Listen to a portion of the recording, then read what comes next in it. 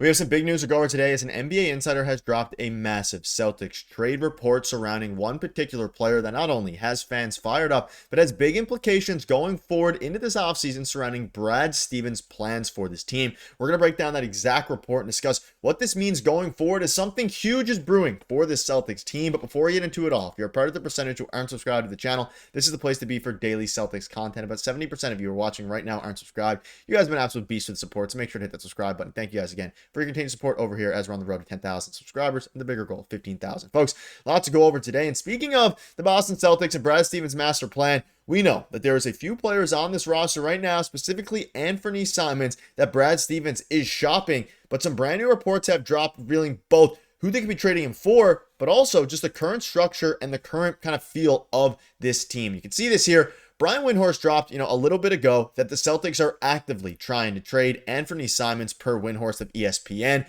And of course, this is a big report in itself. But just a couple days ago, or yesterday maybe, I believe, Anfernee Simons report from Jake Fisher. The Celtics are most likely not calling teams to trade Simons, but they are actively open to moving him. And if not, they would be happy to have him start the season with the team. So a couple different things to go over here. Obviously, Jake Fisher, pretty notable insider, basically saying that the Celtics are actively open to moving Anfernee Simons, but it doesn't necessarily mean they're going out there and actively, attempting to trade off of, the guard they acquired for the Jrue Holiday trade. And also stay tuned to the end of the video because we have an interesting tidbit on the Jrue Holiday trade that you're going to want to stay tuned for. But let's start with this. Now, again, a week or so ago, Brian Windhorst came out and said the Celtics are actively trying to trade. And then now there's a bit of conflicting reports here with Jake Fisher saying that they aren't actively trying to trade him, but are actively open to moving him. So some weird, politics going on with the exact structure of the wording of a lot of these reports. But regardless, this report from Jake Fisher indicates that the Celtics are essentially happy either way. They're fine moving on from Anfernee Simons, and they're also fine keeping him and holding on for him to start the season. And we'll dive into a trade here in a minute that would make sense for both teams, and it's a little bit intriguing. But trade reports are starting to pick up heavily surrounding this guy because as you inch closer and closer to the regular season, the Celtics, obviously, they got out of the second apron. They're trying to get out of luxury tax, avoid the first apron, all these different things, right? The reality of the situation is the Celtics at this point are in a retool year. And Brad Stevens came out and prior to the offseason, or right as the offseason began, said they want to bring back Luke Cornett. They want to bring back Al Horford.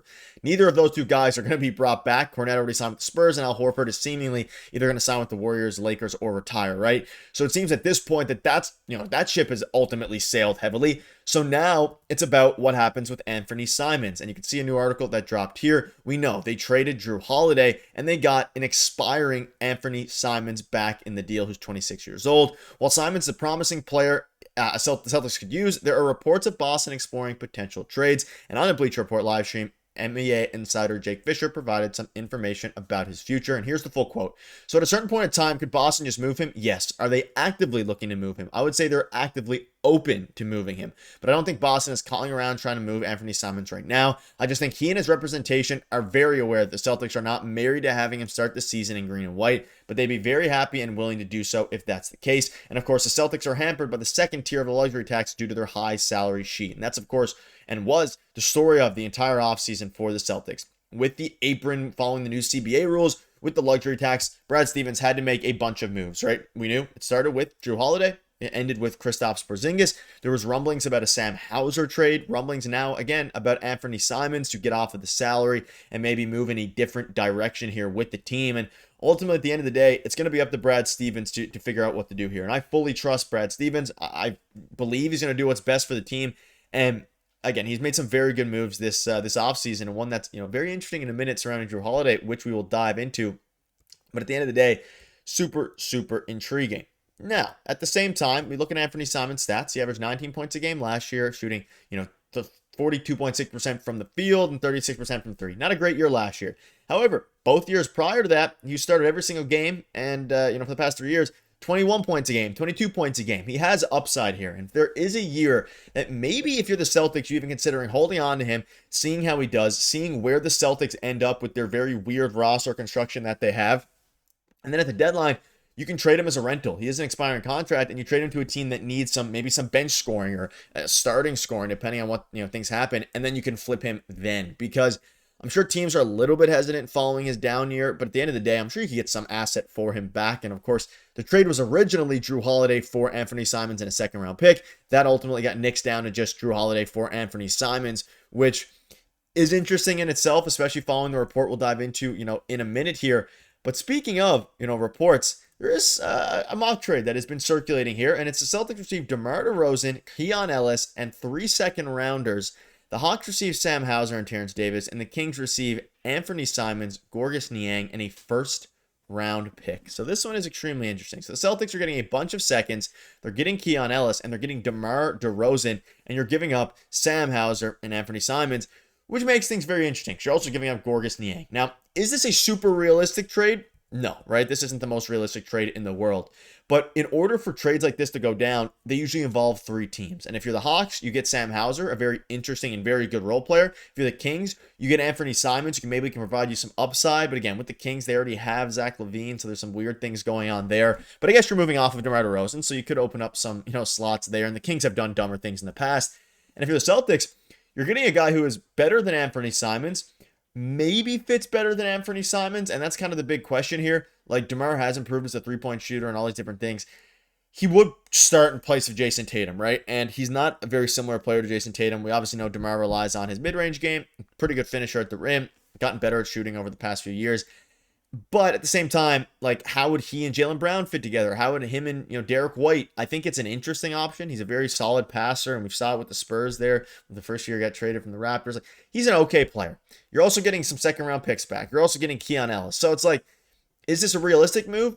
Maybe not, but it's a very interesting move nonetheless, and one that I think if you, then combine all the assets that the Celtics gave up for the Jrue Holiday trade, you could argue that it would make some sense for both sides here. So let me know down below what your thoughts are on that. Essentially, DeMar for Anfernee Simons, like, swap for all intents and purposes, but of course you also have some other moves that are going down in the form of, giving up Sam Hauser as well, which is interesting because then you're also, it saves you some salary, but at the same time, Sam Hauser is a very useful player, but we know Brad Stevens wants to move him. So bunch of moving pieces. Let me know down below what your thoughts are on that. But at the end of the day, they're trying to actively trade Simons, and they're also, according to some reports, actively open to moving him, but not actively trying to trade. So some very interesting reports there. But one thing before I wrap up here, and I'll probably have a full video covering this, but the Raptors offered the Celtics the 9th pick in the draft for Jrue Holiday, and the Celtics decided to take the Trailblazers offer instead, which, if this is true, is very ridiculous. I feel like as a Celtics fan, let me know down below in the comment section, are you upset about this particular thing? Because essentially you only got Jrue Holiday or you got Anfernee Simons for Jrue Holiday with no picks. Of course, the offer they accepted was Anfernee Simons in a second for Jrue Holiday.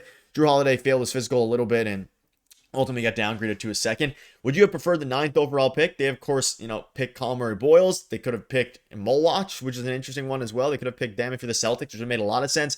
Let me know down below if you think this was a regretful move by not doing that. I'm curious to see why exactly or when this offer was, again, they said at the draft, but when this offer was made, how things were going, because I'm sure Stevens would have preferred this over just Anfernee Simons, but maybe he would have failed his physical with Toronto anyway, and Molwatch would have been a very interesting name. But that'll wrap it up. Let me know down below what your thoughts are. You guys are absolute beasts. See you later.